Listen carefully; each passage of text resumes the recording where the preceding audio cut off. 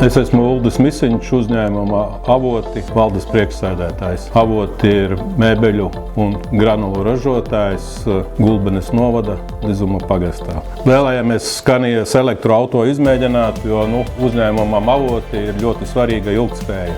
Un tāpēc mums ir ļoti svarīgi bezizmešu transports. Mašīna ripo labi.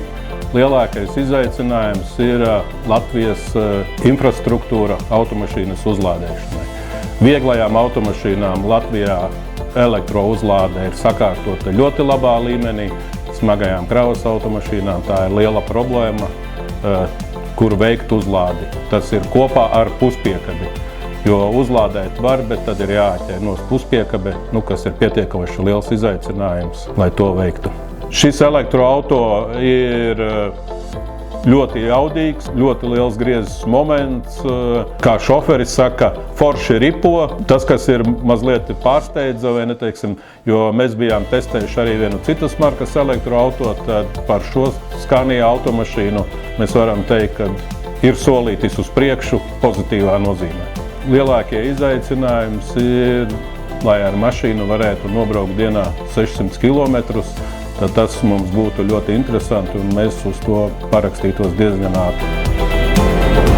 Mani sauc Kārlis Dārznieks, strādāju SIA Avoti, dotajā laikā strādāju 11. gadu. Elektroauto no dīzeļauto atšķiras ar to, ka ātrāka sagatavošana darbam, ļoti ātri. Mašīna ir praktiski gatava pēc iedarbināšanas. Un komforts ir, nav salona sildīšana, laiks nav jātērē dotajā laikā ziemā.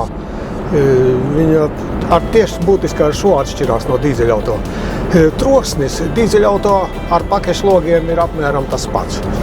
Šeit mēs dzirdam nedaudz riepas, vēju. Ļoti iepriecināja mašīnas ritējums, jo es viņu gribu izbaudīt tiešām ar savu kāju, ar pedāli, ar rokām, jo mašīnai atlaižot gāzes pedāli, ir iespējas, ka dzinējs vēl joprojām vilktu, viņa kilometriem var nobraukt, vienkārši nepieskaroties gāzes pedālim. Es veicu reisu caur Rīgu, Jelgavas virziens, un atpakaļ ceļš ir pa Rīgas apveceļu uz Lizumu.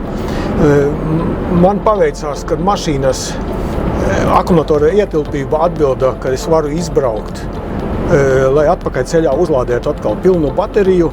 Man pietika ar vienu uzlādi, man nevajadzēja pa ceļam vēl kaut kur iegriezties uzlādēt. Tas man manā maršrutā atbilda ļoti labi.